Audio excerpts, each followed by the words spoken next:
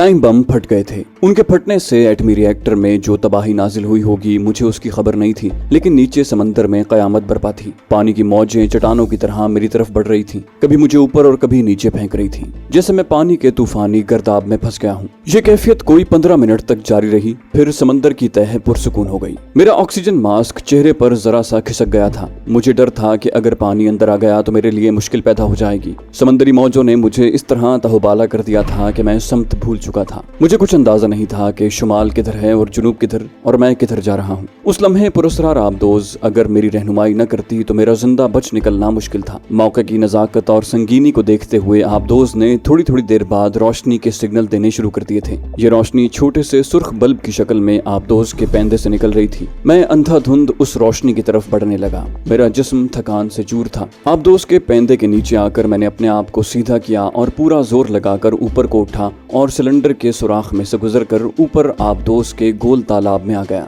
Chief commando अपने 3 नकाबपोश सेलरों के साथ मौजूद था। उसने सहारा देकर मुझे टैंक से बाहर निकाला। मैंने मास्क उतार दिया, मेरे फ्लैपर अलग किए गए। चीफ कमांडो ने मेरे साथी के बारे में पूछा तो मैंने सर झुका दिया। वो समझ गया कि मेरा साथी कमांडो शहीद हो गया है। थोड़ी देर बाद मैं साथ वाले केबिन में चीफ कमांडो के साथ बैठा उसे अपने मिशन की रुदाद सुना रहा था। उसने बताया कि समंदर के अंदर जो धमाका हुआ था उसकी शदीद लहरों के रिकॉर्ड से मालूम होता है कि साइरस के एटमी रिएक्टर का कुछ बाकी नहीं बचा होगा। मुझे अफसोस है कि हमारा एक साथी शहीद हो गया, लेकिन तुमने अपने वतन को एक बहुत बड़े खतरे से बचा लिया है। भारतीय हुकूमत को दोबारा न्यूक्लियाई हथियार तैयार करने में अब काफी वक्त लगेगा। इतनी देर तक हम अपना दिफा मजबूत से मजबूत तर कर सकते हैं। हमारी इत्तला के मुताबिक भारतीय वजारत दिफा 2 रोज के बाद पहला न्यूक्लियाई मिसाइल टेस्ट करने वाली थी। आबदोज समंदर में वापस चली जा रही थी। चीफ कमांडो ने फिर कहा, तुम्हें वापस उसी जगह छोड़ दिया जाएगा जहां से तुम्हें तुम्हारे शहीद साथी के हमरा उठाया गया था। उसके बाद चीफ कमांडो ने कोई बात न की और चला गया। मैं कॉफी पी रहा था। कॉफी पीने से मेरे जिस्म में नई तवानाई सी आ गई। जिस वक्त आबदोज ने मुझे रबर की कश्ती के जरिए साहिल की चट्टान तक पहुंचाया, उस वक्त पौ फट रही थी। कश्ती मुझे साहिल पर छोड़कर वापस चली गई। मैं अपने लिबास में था, यानी पतलून, चप्पल और बुशर्ट। ट्रांसमीटर अब भी मेरी जेब में था। मैं उसे अपने होटल के कमरे में भी नहीं छोड़ सकता था। चट्टानों के करीब से होता हुआ मैं एलिफेंटा गार की अकबी सुरंग में दाखिल होने की बजाय आगे से होकर उसके दरवाजे के सामने वाले साहिल पर आकर एक दरख्त के नीचे बैठ गया। छोटे से बाग में कुछ और सयाह भी सो रहे थे। मैं भी घास पर लेट गया। अगरचे मैं रात भर का जागा हुआ था, लेकिन नींद गायब थी। मुझे बार बार अपने साथी कमांडो पटेल का ख्याल आ रहा था। वतन अजीज की सालमियत की खातिर उसने दियारे गैर बल्कि दियारे दुश्मन में अपनी जान कुर्बान कर दी थी। मैंने दिल ही दिल में फातिहा पढ़कर इस गुमनाम शहीद की रूह को सवाब पहुंचाया और सिगरेट सुलगा लिया। थोड़ी देर बाद दिन का उजाला चारों तरफ फैल गया और तारीखी गार देखने के लिए सयाहों और शहर के लोगों की आमद शुरू हो गई। पहली कश्ती साहिल पर आकर लगी तो मैं उस कश्ती में सवार होकर वापस गेटवे ऑफ इंडिया आ गया। यहाँ से टैक्सी पकड़ी और अपने होटल आ गया। वहाँ आते ही अंग्रेजी का अखबार खरीदा। उसमें साइरस न्यूक्लियर प्लांट की तबाही की कहीं कोई खबर नहीं छपी थी। जाहिर है भारतीय हुकूमत ने उसे सीग़े राज में रखा था। ऐसी खबर किसी अखबार में नहीं छप सकती थी। उस रात मैंने अपने बंद कमरे में पलंग पर बैठकर अपने बॉस से राब्ता कायम किया। बॉस ने मुझे ये खुशखबरी सुनाई कि धमाका इस कदर भयानक था कि न्यूक्लियाई प्लांट का 95% हिस्सा तबाह होकर रह गया है। बॉस ने मुझे ये खबर भी सुनाई कि मेरी अदम मौजूदगी में पालमपुर से अपना आदमी मिस्टर टंडन को मेरी खैरियत के सिग्नल बराबर भेज रहा है। मिस्टर टंडन को यही बताया जा रहा है कि कैप्टन मेहता रेस्ट हाउस में मुसलसल आराम कर रहा है और वो बहुत कम बाहर निकलता है और दिन का ज्यादा हिस्सा गीता पढ़ने में गुजारता है। वो कहीं आता जाता नहीं और कोई उसे मिलने भी नहीं आता। अपने एजेंट ने मेरे लिए छतरी का काम किया था। अगर हमारा एजेंट मेरे पीछे लगे हुए जासूस का खुफिया कोड मालूम न करता और सिर्फ उसे हलाक कर डालने पर ही इक्तफा करता तो मेरे लिए अपने कमांडो मिशन पर पालमपुर से रवाना होना नामुमकिन था। क्योंकि जब मिस्टर टंडन को अपने आदमी के पैगाम दिल्ली न पहुंचते तो वो फौरन तहकीकात के लिए किसी दूसरे आदमी को रवाना कर देता, जो मुझे पालमपुर के रेस्ट हाउस में न पाकर उसकी इत्तला दिल्ली मेरे बॉस मिस्टर टंडन को पहुंचा देता और न्यूक्लियर प्लांट की तबाही के बाद दिल्ली पहुंचते ही मुझे गिरफ्तार कर लिया जाता। अब मिस्टर टंडन अपने आदमी की गुमशुदगी के बावजूद मुझ पर हाथ नहीं डाल सकता था, क्योंकि उसके पास कोई सबूत नहीं था और फिर उसका आदमी उसकी खुफिया कोड में ही ये पैगाम देता रहा था कि मैं पालमपुर के रेस्ट हाउस में ही हूँ। बम्बई में अब मेरा कोई काम नहीं था, चुनाचे उसी रोज मैंने एक फ्लाइट पकड़ी और अंबाले पहुंच गया। अंबाले से दूसरी फ्लाइट ली और शाम के वक्त पालमपुर रेस्ट हाउस में आकर बिस्तर पर ऐसे लेट गया जैसे कुछ हुआ ही नहीं। नौकर से मैंने कह दिया था कि डॉक्टर से चेकअप कराने अंबाले जा रहा हूँ। अगले रोज मैंने सुजाता को फोन करके बता दिया कि मैं फलां रेस्ट हाउस में हूँ और अब मेरी तबीयत पहले से बेहतर है। वो बड़ी खुश हुई। जहाँ अपने उस एजेंट से मेरी मुलाकात न हुई जिसने मेरे पीछे लगे हुए मिस्टर टंडन के जासूस को हलाक कर दिया था और उसकी लाश भी गायब कर दी थी। मैं मजीद कुछ रोज पालमपुर की पुरसुकून पहाड़ी फजाओं में बसर करना चाहता था, मगर दफ्तर से मिस्टर तिवाड़ी सेक्रेटरी नंबर 2 का तारा गया कि दफ्तर जल्दी पहुंचो। मैं समझ गया कि मुझे किस लिए बुलाया जा रहा है। साइरस न्यूक्लियाई प्लांट की तबाही कोई मामूली बात नहीं थी। मैं टेलीग्राम मिलते ही दिल्ली के लिए रवाना हो गया। मिस्टर तिवाड़ी एयरपोर्ट पर मौजूद था। वो अपनी गाड़ी में आया। दिन के 3 बजे मैं दिल्ली पहुंचा था। सेक्रेटरी तिवाड़ी मुझे सीधा दफ्तर ले गया। रास्ते में उसने मुझे बताया कि साइरस प्लांट को तखरीबकारों ने नुकसान पहुंचाया है। मैंने तफ्तीश का रुख मोड़ने के लिए श्रीलंका के सिन्हाली तखरीबकारों को मुरद इल्जाम ठहराया। तिवाड़ी ने कोई जवाब न दिया। थोड़ी देर चुप रहने के बाद बोला, हम पाकिस्तानी तखरीबकारों को भी नजरअंदाज नहीं कर सकते। हम अंग्रेजी में बातें कर रहे थे। मैंने कुरेदने की खातिर पूछा कि अपने प्लांट का नुकसान कितना हुआ है। सेक्रेटरी तिवाड़ी को बताना ही था क्योंकि मैं सेक्रेटरी 1 था। मेरी हैसियत सेंट्रल इंटेलिजेंस के एक अहम अफसर की थी। तिवाड़ी की ज़बानी मालूम हुआ कि साइरस प्लांट की लैब नंबर 2 मुकम्मल तौर पर तबाह हो गई है और न्यूक्लियाई प्लांट की आधी से ज्यादा इमारत उड़ गई है। इस तबाही में बहुत सी जानें भी जाया हुई थी। इनमें 4 बड़े आला पाए के भारतीय साइंसदान भी थे। ऑफिस में हर किसी का चेहरा उतरा हुआ था। सभी परेशान परेशान दिखाई दे रहे थे। तिवाड़ी ने मिस्टर टंडन को फोन पर बताया कि कैप्टन मेहता पालमपुर से आ गए हैं। मिस्टर टंडन ने फौरन हम दोनों को प्राइम मिनिस्टर सेक्रेटेरिएट आने के लिए कहा। मिस्टर टंडन अपने एयर कंडीशनड कमरे में पुश्त पर हाथ रखे बेचैनी से टहल रहा था। हमें देखकर सोफे की तरफ इशारा किया, फिर खुद भी सोफे पर बैठ गया। सिगार को एस्ट्रे में मसल दिया। उसका चेहरा बता रहा था कि वो इंतहाई फिक्रमंद है। मेरी तरफ एक गहरी नजर से देखा और बोला, कैप्टन मेहता, मुझे उम्मीद है कि तिवाड़ी ने तुम्हें तमाम हालात बता दिए होंगे। मैंने अपने चेहरे पर परेशानी जाहिर कर रखी थी। अपने सर को इंतहाई अफसोस के अंदाज में हिलाते हुए कहा, सर आखिर सिक्योरिटी स्टाफ कहाँ था? क्या वो सो रहा था? ये हमारी कारकर्दगी पर बहुत बड़ा दाग है। मिस्टर टंडन ने बेचैनी से पहलू बदलते हुए कहा, प्राइम मिनिस्टर ने बम्बई प्रांत के 4 इंटेलिजेंस अफसरों को मुअत्तल कर दिया है। आला सतह पर इस सबोताश की तहकीकात शुरू हो गई हैं। हमें इस तहकीकात से बेखबर रखा जा रहा है। कुछ पता नहीं हमारा क्या हशर हो। ठंडा सांस भरकर मिस्टर टंडन ने अपना सर सोफे की पुश्त से लगा दिया। सेक्रेटरी तिवाड़ी कहने लगा, सर ये काम पाकिस्तानी एजेंटों के सिवा और किसी का नहीं हो सकता। टंडन ने तलखी से कहा, सवाल ये है कि हमारा महकमा आखिर किस मर्ज की दवा है? दुश्मन के एजेंट जो मुल्क में जगह जगह मौजूद हैं, हो सकता है हमारे ऑफिस में भी कोई एजेंट मौजूद हो। अंदर से मेरा दिल जरा सा धड़क कर नॉर्मल हो गया, मगर मैंने अंदरूनी कैफियत को अपने चेहरे पर बिल्कुल जाहिर न होने दिया। हालांकि मिस्टर टंडन ने ये जुमला अदा करने के साथ ही मेरी तरफ देखा था। मैंने कहा, सर हमें अपने स्टाफ की फिर से स्क्रूटनी करनी होगी, ये बहुत जरूरी है। मिस्टर टंडन ने मायूसी के अंदाज में अपने सर पर हाथ फेरते हुए कहा, इससे कुछ नहीं होता कैप्टन मेहता। दुश्मन के एजेंटों को स्क्रूटनी की पहले से खबर हो जाती है। बहरहाल मैंने तुम्हें और मिस्टर तिवाड़ी को इसलिए यहाँ बुलाया है कि आज रात 11 बजे प्राइम मिनिस्टर इंदिरा गांधी ने हमें अपने ऑफिस में बुलाया है। डीजी रामामूर्ति भी लंदन का दौरा छोड़कर आज नई दिल्ली पहुंच रहा है। तुम लोग रात ठीक 10:30 बजे मेरे ऑफिस आ जाना। उस वक्त मेरी जेब में एक ऐसा खतरनाक टाइम बम था जो किसी भी वक्त फट सकता था। ये टाइम बम माचिस के साइज का ताकतवर ट्रांसमीटर था। चूंकि मिस्टर तिवाड़ी मुझे एयरपोर्ट से सीधा ऑफिस ले आया था, इसलिए ये ट्रांसमीटर मेरी जेब में ही पड़ा रह गया था। मैंने उसे ब्राउन कागज में लपेटकर अपनी पतलून की अकबी जेब में रखा हुआ था। जितनी देर में मिस्टर टंडन के ऑफिस में बैठा रहा, मेरी जान पर बनी रही। अगर उस वक्त कोई भी मेरी तलाशी ले लेता तो ये ट्रांसमीटर मुझसे बरामद हो जाता और फिर मेरा जो हशर होता वो साफ जाहिर था। जब तक मैं टंडन के रूबरू बैठा रहा, अंदर से मेरी हालत परेशान ही रही, अगरचे मैंने उसे किसी पर जाहिर नहीं होने दिया। मिस्टर टंडन ने मेरे पीछे जो पहला जासूस लगाया था, उसकी लाश मकबरा हुमायूं में मिली थी। अब पालमपुर से दूसरे जासूस की गुमशुदगी और गालिबन मौत की खबर 2-1 रोज में उसे मिलने वाली थी। दोनों आदमी मेरे पीछे लगे लगे मौत के घाट उतरे थे। इससे कुदरती तौर पर यही शक पड़ता था कि उनके कत्ल में मेरा हाथ है और मेरी हैसियत मशकूक है। मैं इन तमाम संगीन खतरात में घिर गया था, मगर अपनी जगह पर डटा हुआ था। इसकी वजह महज ये थी कि मैं एक ऐसी पोस्ट, एक ऐसी अहम तरीन आसामी पर तैनात था कि वहाँ बैठकर मैं चारों तरफ न सिर्फ निगाह रख सकता था, बल्कि पाकिस्तान दुश्मन अजाइम को जड़ से काट सकता था। रात के पूरे 11 बजे हम प्राइम मिनिस्टर के ऑफिस में पहुंच गए। डायरेक्टर जनरल इंटेलिजेंस रामामूर्ति भी मेरे, मिस्टर टंडन और मिस्टर तिवाड़ी के अलावा मौजूद थे। 5 मिनट बाद मिसेज इंदिरा गांधी अकबी दरवाजे से नमूदार हुई। मैं पहली बार इस खातून को रूबरू देख रहा था। जैसा उन्हें तस्वीरों में देखा था, बिल्कुल वैसी ही थी।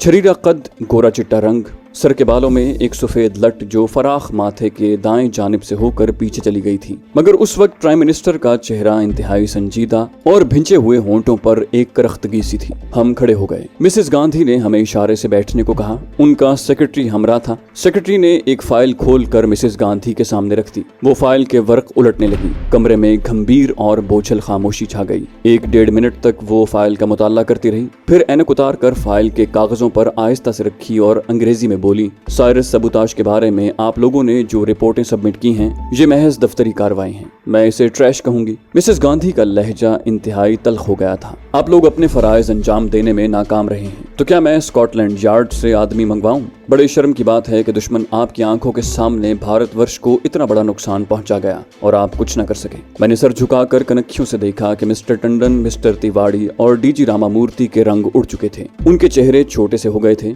न सिर्फ उनकी नौकरियां बल्कि उनके बच्चों का मुस्तकबिल खतरे में था। मिसेस गांधी हम सब पर बरस रही थी। जब वो अपने दिल की खूब भड़ास निकाल चुकी तो डीजी रामामूर्ति ने बड़े अदब से कहा, योर एक्सीलेंसी, आपको यकीन दिलाता हूँ कि इस सबोताज के जिम्मेदार अफराद को बहुत जल्द गिरफ्तार कर लिया जाएगा। इस वक्त हमारी सारी फोर्स हरकत में है। मगरबी और मशरकी बॉर्डर को ब्लॉक कर दिया गया है। मिसेस गांधी ने टंडन की तरफ देखकर पूछा, मिस्टर टंडन, आप क्या कर रहे हैं? मिस्टर टंडन को जैसे एक झटका सा लगा। जल्दी से हाथ जोड़ते हुए बोला, योर एक्सीलेंसी, मैं सिर्फ इतना ही अर्ज करना चाहूंगा कि मेरे महकमे के आदमी दुश्मन के ठिकाने तक पहुंच गए हैं। भगवान ने चाहा तो बहुत जल्द मैं असली दुश्मन आपके सामने ला खड़ा करूंगा। मेरे जिस्म में एक सनसनाहट दौड़ गई, मगर मैं अपनी जगह पर कायम रहा। फौरन ही मिस्टर टंडन की हाँ में हाँ मिलाते हुए कहा, योर एक्सीलेंसी, दुश्मन के एजेंट हमसे बचकर नहीं जाएंगे। टंडन जी ठीक कह रहे हैं। हमारा महकमा बहुत जल्द उनको दबोचने वाला है। डीजी रामामूर्ति को कुछ हौसला मिला। उसका एतमाद बहाल हो रहा था। उसने भरपूर अंदाज में मिसेस गांधी को यकीन दिलाया कि दुश्मन के तखरीबकार बहुत जल्द गिरफ्तार कर लिए जाएंगे।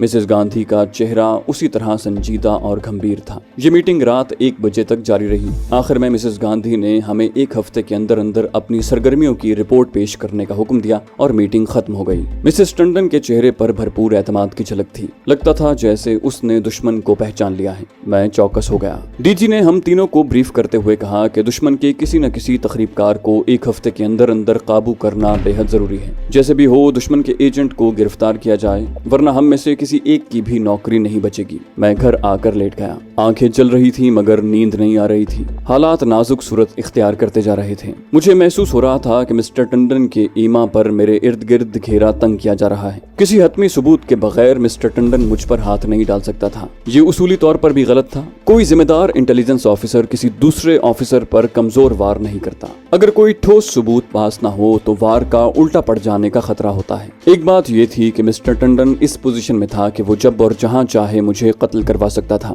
लेकिन दुश्मन के एजेंट को हलाक करना उसे फरार होने का मौका फराहम करने के बराबर होता है, क्योंकि एजेंट को अगर आप मौत के घाट उतार देते हैं तो आप उससे कुछ भी हासिल नहीं कर सकते। मकसद ये होता है कि एजेंट को जिंदा पकड़कर पूरे रैकेट यानी पूरी टोली को अपने काबू में कर लेते हैं और मुल्क मजीद तबाहकुन तखरीबकारियों से बच जाता है। मिस्टर टंडन भी मुझे किसी सबूत की बिना पर जिंदा गिरफ्तार करना चाहता था। उसने मुझ पर पहला वार सुजाता के जरिए घर में ट्रांसमीटर रखवा कर किया, जो खाली गया। दूसरी बार उसने मेरे पीछे आदमी लगाए जिनको हमेशा की नींद सुला दिया गया। मुझे अंदाजा था कि मिस्टर टंडन मेरे पीछे अब मजीद आदमी लगाएगा और मेरी एक एक नकलो हरकत पर कड़ी नजर रखेगा। मैं ये भी जानता था कि मेरा आइंदा मिशन भारत की मगरबी सरहद पर फौजों की नकलो हरकत की रिपोर्ट हासिल करना है, जो पाकिस्तान के लिए इंतहाई खतरनाक साबित हो सकती है। सियासी हालात ऐसे थे कि मिसेस गांधी किसी वक्त भी पाकिस्तान पर हमला करवा सकती थी और इस बार सबसे ज्यादा दबाव कसूर सेक्टर पर होने वाला था। इब्तिदाई रिपोर्ट के मुताबिक भारत तेजी से हमला करके कसूर को लाहौर से काट कर उस पर कब्जा करना चाहता था।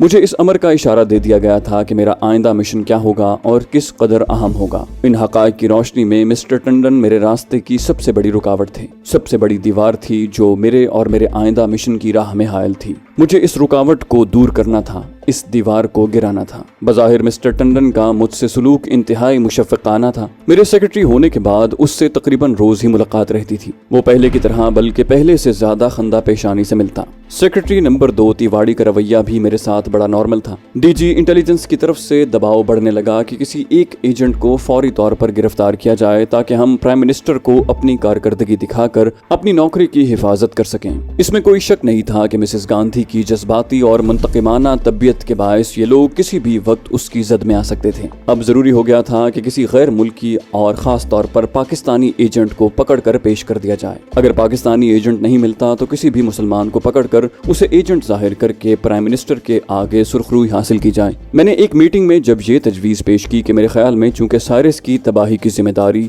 श्रीलंका के भारत दुश्मन सिन्हाली तखरीबकारों पर आयद होती है, इसलिए हमें किसी न किसी सिन्हाली एजेंट को गिरफ्तार करने की कोशिश करनी चाहिए। मिस्टर टंडन ने किसी कदर तलखी से कहा, यह सिन्हाली एजेंटों की नहीं, पाकिस्तानी एजेंटों की कार्रवाई थी। पाकिस्तानी तखरीबकार राजधानी में भी सरगर्म हैं, हमें उनमें से किसी को पकड़ना होगा। इंटेलिजेंस चीफ मिस्टर टंडन के इस खतरनाक अज़्म के पेश नज़र उसी वक्त फैसला कर लिया कि अब इस शख्स का जिंदा रहना मेरे मिशन के लिए इंतहाई तबाहकुन था। मैंने मिस्टर टंडन को हर हालत में खत्म करने का फैसला कर लिया। मैं अभी टंडन को हलाक करने के तरीकों पर गौर कर ही रहा था कि एक रोज अपने ऑफिस गया तो तिवाड़ी मेरे कमरे में आया। वो बड़ा खुश था। मेरी मेज पर दोनों हथेलियां टिकाते हुए बोला, कैप्टन मेहता बधाई हो, हम सब की नौकरी बच गई है। रात हमने कमला मार्केट से एक पाकिस्तानी एजेंट को गिरफ्तार कर लिया है। मेरा माथा ठनका, कहीं अपना कोई एजेंट तो नहीं पकड़ा गया। मैंने उठकर तिवाड़ी से बड़ी गर्मजोशी से हाथ मिलाया और उसे बधाई देते हुए कहा, मिस्टर तिवाड़ी, अब भगवान ने चाहा तो हम पाकिस्तानी तखरीबकारों के सारे गैंग को पकड़ लेंगे। तिवाड़ी कुर्सी खींच कर बैठ गया और सर खुजाते हुए बोला, मुझे उम्मीद नहीं कि हमें इस पाकिस्तानी से कोई इन्फॉर्मेशन मिल सकेगी।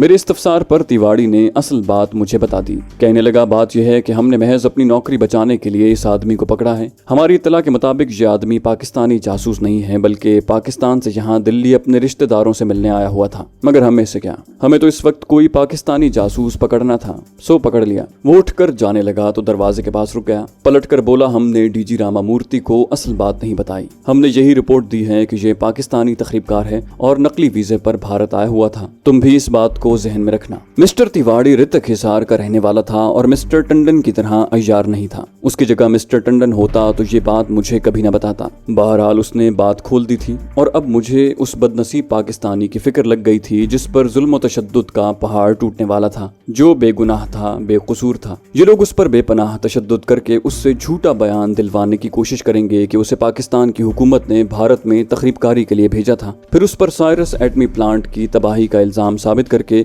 उसे गोली से उड़ा दिया जाएगा। यूं इस बदनसीब पाकिस्तानी को एक ऐसे जुर्म की सजा दी जाएगी जो उसने नहीं किया था। एक एतबार से उसे मेरी तखरीबकारी की सजा मिलने वाली थी। ज़ाहिरी तौर पर मैंने मिस्टर तिवाड़ी के सामने बेहद खुशी और इत्मीनान का इजहार किया। एक घंटे बाद जब मिस्टर टंडन से मुलाकात हुई तो मैंने उसे भी बड़े मोहतात तरीके से इस कारनामे पर बधाई यानी मुबारकबाद पेश की। टंडन का चेहरा संजीदा था। लगता था वो मेरे दिल को कुरेदने की कोशिश कर रहा है। उसकी आंखें एक लम्हे के लिए मेरे चेहरे पर जम गईं, फिर मुस्कुराया और बोला, कैप्टन, अगरचे हमारे पास इस पाकिस्तानी तखरीबकार के खिलाफ कोई वाज़ेह सबूत नहीं है, मगर हम उससे सब कुछ मनवा लेंगे। वो हमें सब कुछ बता देगा। मैंने कहा, सर, ये हमारी बहुत बड़ी कामयाबी है। मुझे यकीन है कि जब उस पर तशद्दुद किया जाएगा तो वो सारी बातें उगल देगा। इसकी वजह से हम उसके पूरे गैंग को गिरफ्तार कर सकेंगे। मिस्टर टंडन ने हल्का सा सिगार का कश लगाया, मेरी तरफ घूर कर देखा और बोला, मिस्टर तिवाड़ी का ख्याल है कि ये एक आम पाकिस्तानी है जो वीजे पर दिल्ली अपने रिश्तेदारों से मिलने आया था, लेकिन मैं उससे मुत्तफिक नहीं हूँ। मुझे यकीन है कि ये पाकिस्तानी एजेंट है और इससे हमें बाज ऐसे पाकिस्तानी एजेंटों के नाम भी मालूम हो जाएंगे जो खुद हमारे महकमे में सरगर्म अमल हैं। मैंने मिस्टर टंडन की बात की पुरजोर तायद करते हुए कहा, ये तो हमारी बड़ी कामयाबी होगी। हमें इस पाकिस्तानी एजेंट पर किसी हालत में भी रहम नहीं खाना होगा। वो यकीनन पाकिस्तानी तखरीबकार ही है, लेकिन मिस्टर टंडन के दिल में जो भयानक ख्याल छुपा था उसको मैंने पा लिया था। उसका मंसूबा था कि वो इस बेगुनाह पाकिस्तानी पर अलमनाक तशद्दुद के बाद उससे ये बयान दिलवा देगा कि दिल्ली में उसके जो पाकिस्तानी साथी एजेंट सरगर्म अमल हैं उनमें एक कैप्टन मेहता भी है जो पाकिस्तान के लिए जासूसी करता है और उसके इवज पाकिस्तानी सिफारत खाने से भारी रकम वसूल करता है। ये बड़ा ही खतरनाक प्लान था जो मिस्टर टंडन के जहन में था और जिस पर वो यकीनन अमल करने वाला था। मैं मुस्कुराते हुए टंडन की तरफ देख रहा था और दिल ही दिल में कह रहा था, टंडन जी, अब आपकी जिंदगी के बहुत थोड़े दिन रह गए हैं, तुम अब मुझसे बच नहीं सकोगे। मिस्टर टंडन मुझे कह रहे थे, कैप्टन मेहता, तुमसे ज्यादा मुझे यहाँ किसी पर भरोसा नहीं है। यही वजह है कि इस पाकिस्तानी एजेंट से तुम ही पूछगिछ करोगे। मैंने बहुत सोच समझ कर तुम्हारी ये ड्यूटी लगाई है। इसमें कोई शक नहीं था कि मिस्टर टंडन ने बहुत सोच समझ कर ही मेरी ड्यूटी लगाई थी। यकीनी तौर पर उसने पूछगिछ करने वाली कोठरी या सेल में खुफिया मगर बेहद ताकतवर माइक्रोफोन लगा दिए होंगे ताकि पाकिस्तानी एजेंट के साथ मैं जो भी गुफ्तगू करूं वो रिकॉर्ड हो जाए। चूंकि उसे मुझ पर पहले ही से शक था, इसलिए वो चाहता था कि मैं अगर पुछगिछ के दौरान पाकिस्तानी एजेंट से हमदर्दाना या राजदारी की कोई बात करूं तो मिस्टर टंडन के हाथ एक सबूत आ जाए जिसकी बिना पर वो मुझे गिरफ्तार कर सके। खैर, मैं इतना अहमक नहीं था। मैंने कहा, शुक्रिया सर, आपने मुझ पर एतमाद जाहिर किया, मैं आपका ग्रेटफुल हूँ। ये पाकिस्तानी एजेंट कहाँ रखा गया है? मिस्टर टंडन ने बताया कि वो लाल किले के एक तहखाने में कैद है। मुझे कहा गया कि मैं शाम को लाल किले में जाकर उससे पूछगिछ का सिलसिला शुरू करूं और दूसरे रोज अपनी कारकर्दगी की रिपोर्ट पेश करूं। यह सब कुछ मुझे जाल में उलझाने के लिए किया जा रहा था। मैं भी अपने तौर पर पूरी तरह चौकस था। साथ ही साथ मिस्टर टंडन को अपने रास्ते से हटाने के तरीकों पर भी बड़ी तेजी से गौर कर रहा था। शाम को दफ्तर से निकलकर मैं उस पाकिस्तानी शहरी को देखने किले में गया जो अपनी बदकिस्मती की वजह से भारतीय इंटेलिजेंस के फंदे में फंस गया था और अब बज़ाहिर उसका जिंदा बच निकलना नामुमकिन था। किले के तहखाने में बिजली का 100 वोल्ट का बल्ब रोशन था। बदकिस्मत पाकिस्तानी के जिस्म पर सिवाय एक फटी हुई निक्कर के और कुछ नहीं था। महकमे के 2 पेशावर मुलाजिम उस पर काफी तशद्दुद कर चुके थे। ये एक नौजवान पाकिस्तानी था। उसकी एक आंख सूजकर स्याह हो रही थी, निचला होंठ फट गया था जहाँ से खून रिस रहा था। उसे 2 आदमियों ने पकड़कर तख्ते पर बिठा रखा था। बेचारे का तशद्दुद की वजह से बुरा हाल था। उसका सर बार बार ढलक जाता। मैं जाते ही उसके सामने लोहे की कुर्सी पर बैठ गया और अपने आदमी से कहा, इसका सर ऊपर करो। उस बेदर्द आदमी ने पाकिस्तानी नौजवान के सर को बालों से पकड़कर ऊंचा कर दिया। पाकिस्तानी नौजवान की सूजी हुई आंख बंद थी, दूसरी आंख जरा सी खुली थी। मैंने तहक्कुमाना आवाज में पूछा, तुम्हारे दूसरे साथी कौन हैं? कहाँ कहाँ काम कर रहे हैं? अगर तुम हमें उनके नाम पते बता दो तो तुमसे वादा करता हूँ कि तुम्हें छोड़ दिया जाएगा। पाकिस्तानी नौजवान ने रोते हुए कमजोर सी आवाज में कहा, मैं जासूस नहीं हूँ सर, मैं वीजा लेकर आया था मामू से मिलने, मैं जासूस नहीं हूँ। और वो फूट फूट कर रोने लगा। उसकी हालत देखकर मेरा दिल हिल गया। सबसे पहले तो मुझे ये इत्मीनान हुआ कि ये अपना एजेंट नहीं था। अपने एजेंटों के चेहरे मेरे लिए अजनबी नहीं थे, मैं उन्हें पहचान सकता था। ये बेगुनाह पाकिस्तानी था। दूसरी बात ये थी कि उसे मेरे आमाल की सजा मिल रही थी। उसको बचाना मेरा फर्ज बनता था। वैसे भी मैं खुद पाकिस्तानी था, मुहिब्बे वतन पाकिस्तानी, और मैं अपनी आंखों के सामने एक पाकिस्तानी भाई पर जुल्म व तशद्दुद होते कैसे देख सकता था। इस तहखाने में मुझे मालूम था कि खुफिया माइक्रोफोन जरूर लगे होंगे। वहाँ मैं उस बेगुनाह पाकिस्तानी से कोई बात नहीं कर सकता था। बहरहाल मैंने अपने रवैये से यही जाहिर किया कि मैं एक जिम्मेदार भारतीय अफसर हूँ और मुझे हर हालत में भारत माता का मफाद अजीज है। मैंने बेचारे पाकिस्तानी को एक तमाचा भी मार दिया। मैं 15-20 मिनट तक वहाँ बैठा पूछगिछ करता रहा। पाकिस्तानी यही कहता रहा कि मुझे बेगुनाह पकड़ा गया है, मैं जासूस नहीं हूँ, मैं दिल्ली वीजा लेकर अपने मामू से मिलने आया था। वो रोए जा रहा था। मैंने उसकी गर्दन पर एक और मुक्का जड़ दिया और उठकर चला गया। खुफिया माइक्रोफोन के डर से मैं अपने आदमियों को ये भी न कह सका कि इस पर मजीद तशद्दुद न करना।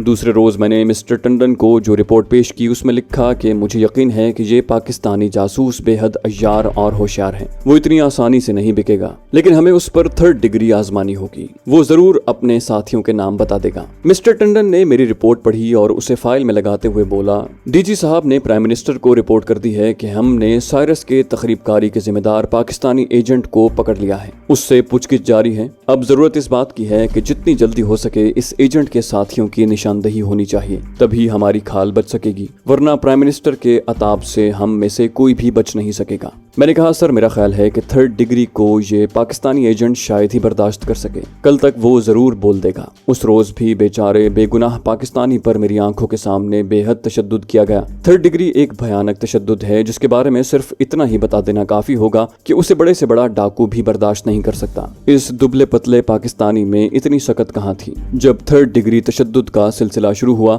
तो पाकिस्तानी नौजवान बेहोश हो गया। उसे होश में लाने के बाद तशद्दुद का सिलसिला दोबारा शुरू हो गया। पाइप के जरिए उसके मेदे में इतना पानी दाखिल किया गया कि उसका पेट फूलकर कुप्पा हो गया। बेचारा ऊंट की तरह बिलबिलाने लगा। जब उसके पेट पर लकड़ी से ज़रबे लगाई गईं तो उसकी चीखें निकल गईं। वो एक बार फिर बेहोश हो गया। मुझसे ये दिलदोज मंजर नहीं देखा गया, मगर मुझे देखना ही पड़ रहा था। ये बदकिस्मत पाकिस्तानी लाहौर से दिल्ली अपने जिस मामू को मिलने आया था, उनमें से किसी ने उसकी पैरवी नहीं की थी। वो खुद सहमे हुए थे कि कहीं उनके सारे खानदान को जासूसी के इल्जाम में पकड़कर जेल में सड़ने के लिए न डाल दिया जाए। आपको अंदाजा नहीं हो सकता कि जब भारत में किसी पाकिस्तानी को जासूसी के इल्जाम में जबरदस्ती पकड़ लिया जाता है तो उस पर क्या कयामत गुजरती है। वहाँ उसका कोई वाली वारिस, कोई पुरसाने हाल नहीं होता। उसके साथ जानवरों से भी बदतरीन सलूक किया जाता है। उसकी जिंदगी कोई हकीकत नहीं होती। उसे सिर्फ इस हद तक जिंदा रखा जाता है कि वो आहिस्ता आहिस्ता सांस ले सके और अपने साथियों के नाम पते बता दे। तो दोस्तों, ये थी हमारी आज की एपिसोड। उम्मीद करते हैं आपको हमारी कहानी पसंद आई होगी। जाने से पहले इस वीडियो को लाइक कीजिए और शेयर करना मत भूलिए। कमेंट करके हमें बताइए कि आपको हमारी वीडियो कैसी लगी। اور اگر ابھی تک آپ نے اس چینل کو سبسکرائب نہیں کیا تو اسے سبسکرائب کیجئے اور بیل آئیکن دبا کر آل نوٹیفیکیشنز آن کر لیجئے۔